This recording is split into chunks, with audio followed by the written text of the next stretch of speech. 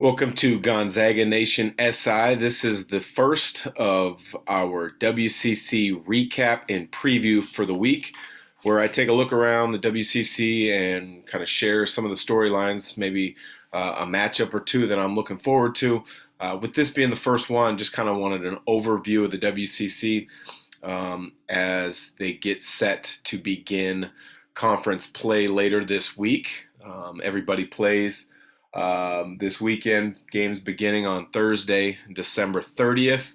But let's first off, let's talk about just how good the WCC has been in the non-conference. There are only two teams right now with a losing record, and that is Pacific at 5-9 and Pepperdine at 6-9. Pepperdine's a little bit of a surprise. Yeah, they were going to be in flux this year simply because they lost two of their best players in the history of Pepperdine basketball. Colby Ross, all-time assist leader, tremendous scorer at the point guard position, and Kessler Edwards, who was a second-round pick in the NBA draft, has gotten some minutes this year.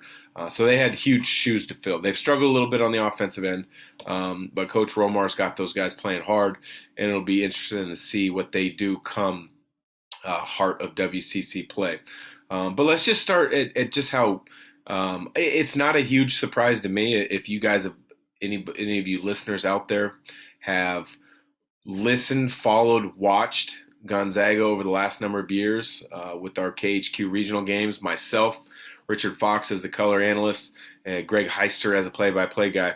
I am always talking about how strong I think the WCC is, and those guys give me pushback all the time.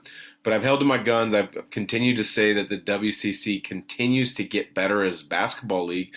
And this year, I think that they may have broken through and gotten to that next step. If you look analytically with Ken Palm and some of the different sites, the league has gotten better. I mean, it's a legit top 8, maybe even top 6 basketball league right now. Yeah, you obviously got the Power 5 conferences, and then you got the Big East.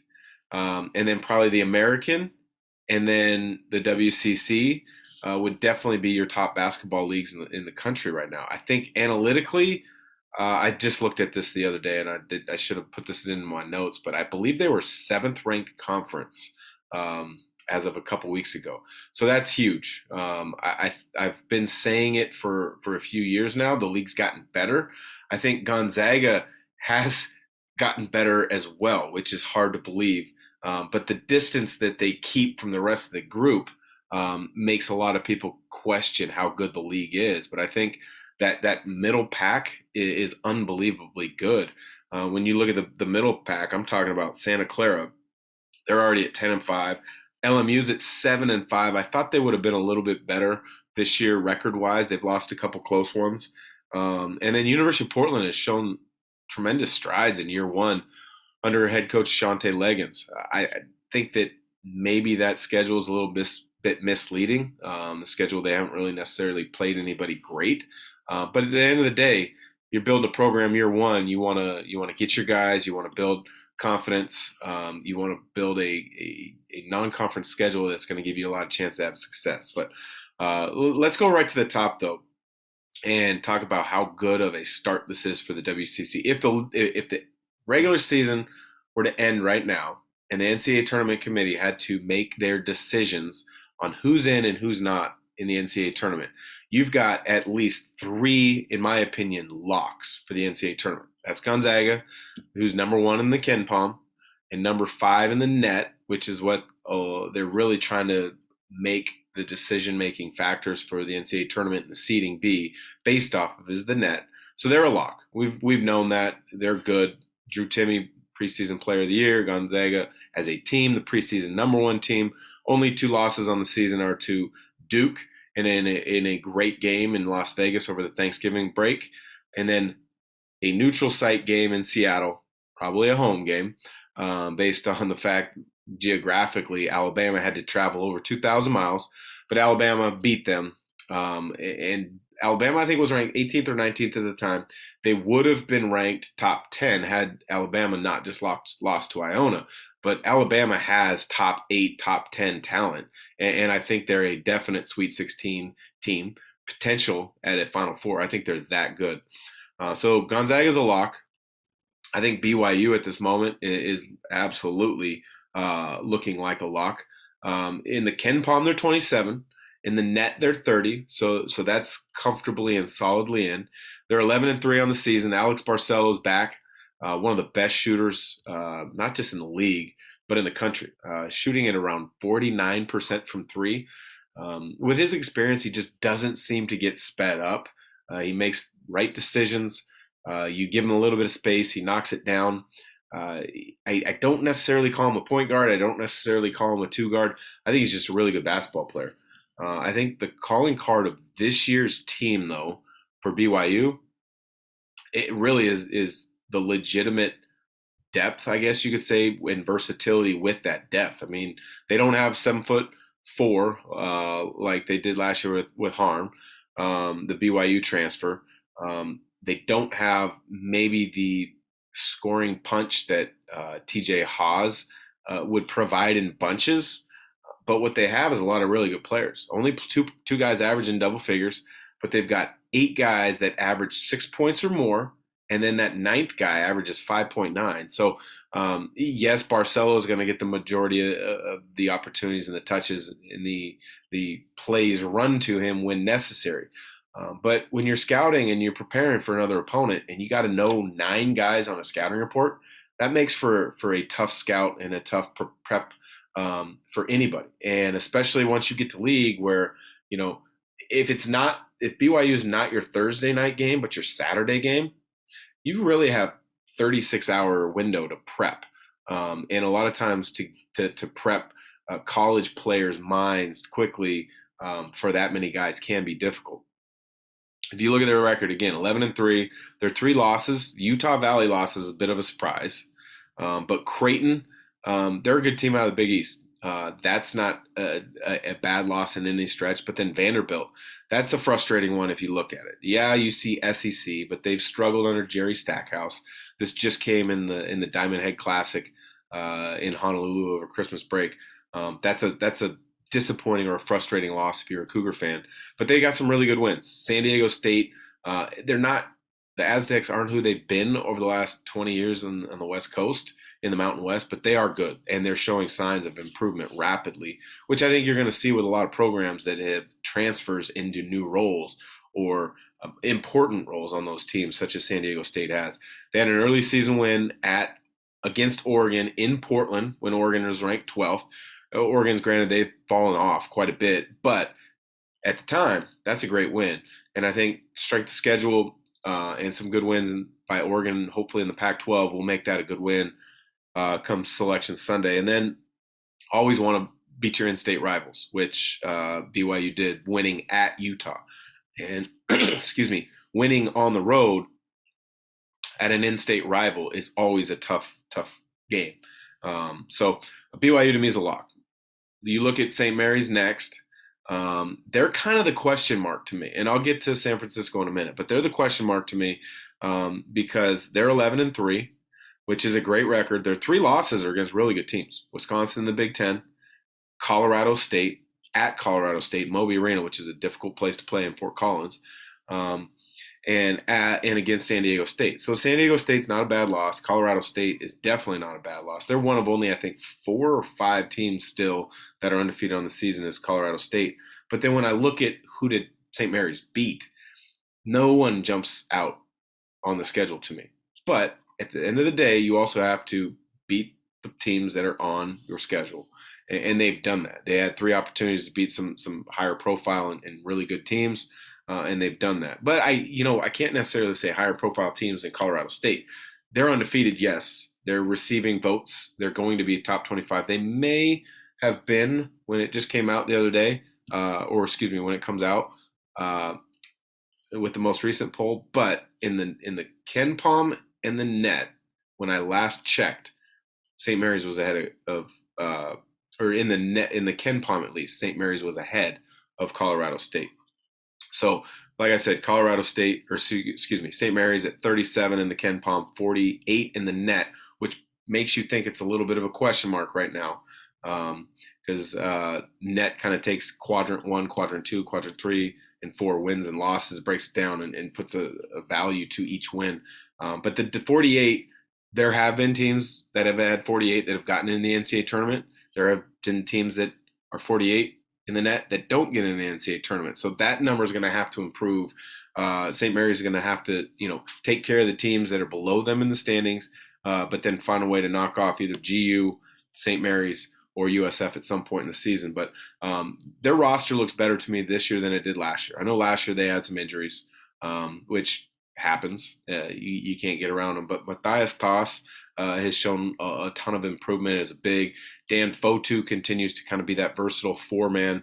Alex Dukas, a four who can step out and shoot a little bit, maybe a three at times, depending on who you're playing against because of his size as well. Tommy Kuzi, seems like he's been there forever. But he's continuing to kind of just guide the ship. But the player to look out for and to keep an eye out on for St. Mary's is a freshman from overseas in Lithuania. That's Augustas Marciulionis. And if that name is familiar, Marciulionis in particular, anybody in the Bay Area, it's because his dad, yes, was former Golden State Warrior Šarūnas Marciulionis, one of the greatest players in the early kind of transition period of Europeans coming over to the NBA. He was a tremendous guard, and his son Augustus is starting to show a lot of promise at St. Mary's. So that's a storyline and a player to track. But to stay in those top four and talk NCAA tournament, USF has been one of the surprises across the country, and it's been awesome if you're a West Coast Conference fan. And they're at 12-1 this season. And the only loss against Grand Canyon University of the WAC by 1 point. 1 point. They've had some good wins. They've beaten Arizona State. They've beaten everybody else on their schedule that you would expect them to beat. Their schedule's not as difficult maybe as it could be. But when you're looking at building a schedule, you're also looking at building it so guys get confidence moving into the conference, and that's exactly what they have done. Plus, USF and Todd Golden got the benefit of that extra year and guys wanting to take advantage of it, and namely by Jamari Bouye, averaging around 18 points a game. So he's done that 3 years or so now, I believe, for the Dons.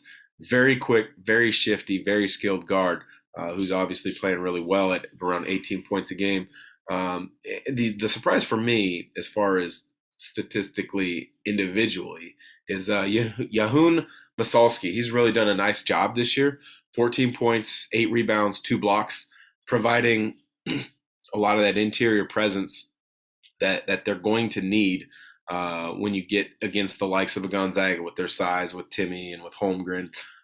You're going to need that against BYU. BYU doesn't necessarily have the size that they've had in years past, both roster as well as injuries, but they've got some size, that's for sure. And then St. Mary's with Toss and Fotu, those guys definitely, are going to be a test for Masalski, but he's played really well. But their Ken Palm sits at 32, so that's comfortably thinking that you're in the NCAA tournament. But their net is at 32 as well, which makes me think absolutely. If you got 32 at the end of the day on Selection Sunday, you're going to be feeling good about where you're going to be playing, whether it's a Thursday or a Friday in the NCAA tournament, as opposed to maybe a quick trip on a Tuesday or a Wednesday to play in the NIT. So those to me are the first four that obviously have kind of distanced themselves early in WCC play. I think it's a three bid league for sure. I would love to see a 4 bid league, but that's asking a lot right now. I think the way it becomes a 4 bid league is St. Mary's is going to have to knock off at least BYU and USF once. BYU and USF, as well as St. Mary's, their losses can only be against each other as well as Gonzaga. You can't, if you're BYU, St. Mary's, or USF, you can't have. You maybe could get away with one, but you can't have multiple losses against kind of the bottom 3 right now of what I see in the WCC. So you can't lose to USD, you can't lose to Pepperdine, you can't lose to Pacific. If you lose 2 times to those teams, I think you're definitely going to see a lot of the early season luster from the WCC shine go away. But I think you're a lock for 3. There's a good chance for 4. But things have to shake out across the country. You might have an upstart in a conference tournament that knocks off a should have won in one of your one bid leagues, and then all of a sudden you start throwing your thoughts for a loop, and you have to kind of sweat it out on Selection Sunday. But that next mid tier of the WCC for me, Santa Clara under Herb Sendek has gotten off to a nice start at 10-5. They really jumped out the gates early. They beat Stanford pretty easily in the Pac-12 on opening night. They've been led in scoring by Jalen Williams, who also leads the WCC in scoring. He's a wing with great length, versatility, pretty good athleticism. He's really expanded his game over the last year or so. Joseph Vrankic is back. He's battled a little bit of injuries. He's again one of those COVID extra year comeback super seniors, is what a lot of people are calling him. But he had off-season hip surgery. He's had a couple games where he's missed.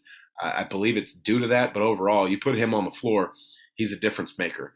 And Coach Herb Sendek always does a really good job of maximizing talent with wherever he's been. So there's somebody to look out for.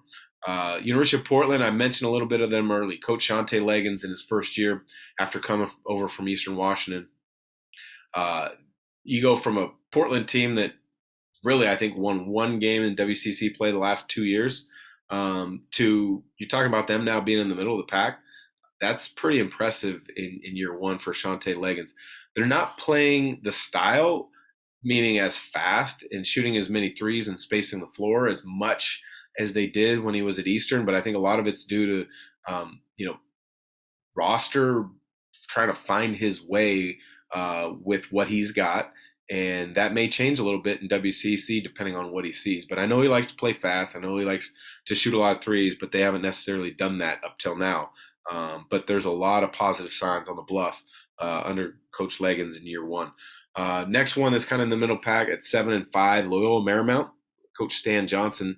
It's really his first full season of preparation. Last year, he got the job right in the middle of COVID, so he really didn't have a chance to work with his team on a in-person day-to-day basis right up until school started. Basketball practice began last year. I had him on my podcast for SB Live, the ISO.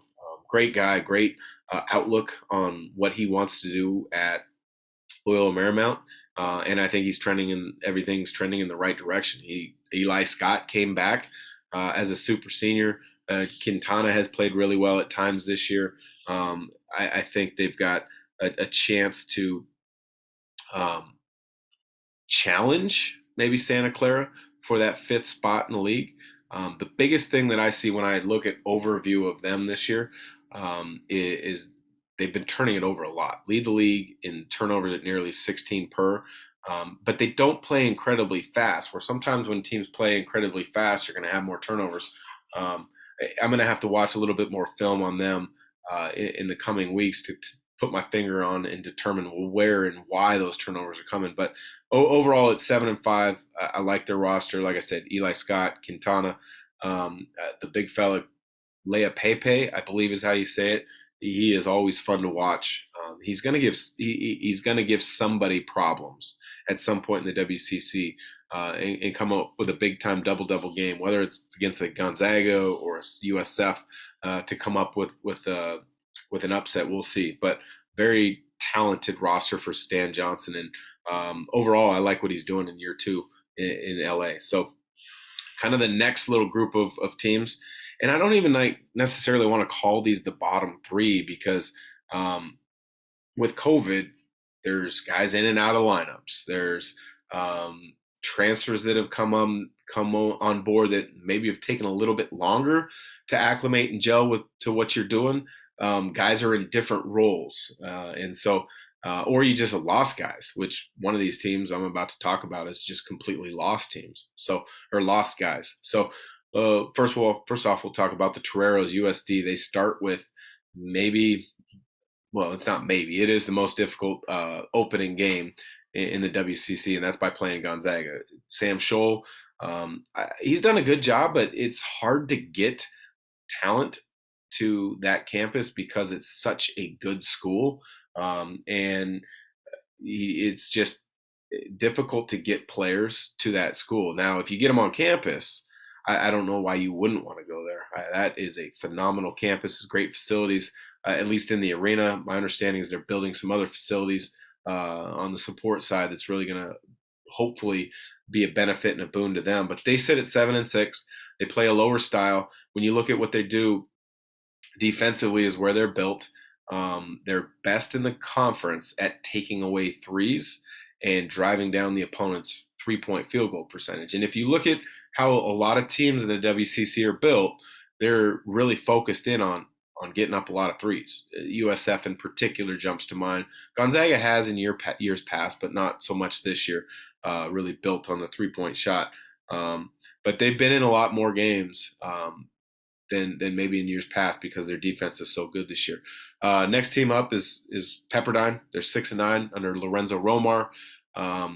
They are still finding their way after, like I mentioned earlier, losing two of the best players in recent program history. Colby Ross, a point guard who could do it all, and Kessler Edwards, a 4-3 that for the WCC was a matchup problem over the last couple of years. Both those guys are playing professionally. Edwards has had a little bit of time in the NBA with the Brooklyn Nets, so that's always fun to see. But they have struggled shooting the basketball. Last in the conference in field goal percentage, around 42%. Where they've stayed in games is their defense. They're really getting after you on the defensive end, turning you over. And if you're not going to shoot the ball great, you got to find ways to manufacture points. And a lot of times you can do that. Force turnovers, get out in transition, get easy buckets. And I'm sure that's a big part of the message that Lorenzo Romar has this season. And then to round out the WCC kind of preview, looking into conference play beginning would be Leonard Perry, first-year head coach at Pacific, although he's not a first-time head coach. He's a really good coach. He spent the last couple of years under Damon Stoudemire at Pacific before Damon Stoudemire headed off to be an assistant coach with the Boston Celtics. But they're sitting at 5-9. They've got three guys in double figures: Jeremiah Bailey, Alfonso Anderson, and Luka Avdalovic. And they're one of those programs that still trying to find their way in the WCC. They were in the Big West for a number of years. They made the Ncaa Tournament under Coach Bob Thompson a number of times. They were a really good program. You switch leagues, you come to the WCC, which is a better league, has more depth. Your facilities aren't on par with everybody else's, and you're kind of in a little bit of a different footprint. So it's been a little bit of a go for Pacific to kind of make their way in the WCC. That being said, I thought Damon Stoudemire did a tremendous job before he headed back to the NBA to be a coach with the Celtics. I thought he did a really good job of elevating Pacific's program, getting those guys to play hard, buy in, and win a number of games. You hope to see the same under Coach Leonard Perry. If they're anything like the previous teams under Damon Stoudemire, they are going to play hard. They're going to battle you. They're going to be prepared. And at the end of the day, they're going to be in games. It's just a matter of finishing games. So it'll be interesting to keep an eye on them. So thanks for listening. Thanks for joining Gonzaga Nation SI. Check us out online. Check us out on all your social media platforms. Adam Morrison and I will have 2 video podcast shows a week where we touch on the league. We touch on Gonzaga basketball, past, present, maybe even future. And then check out this podcast, this video each week, the WCC recap with myself, your host, Dan Dickau. So for Gonzaga Nation SI, I'm Dan Dickau, and I'm signing off.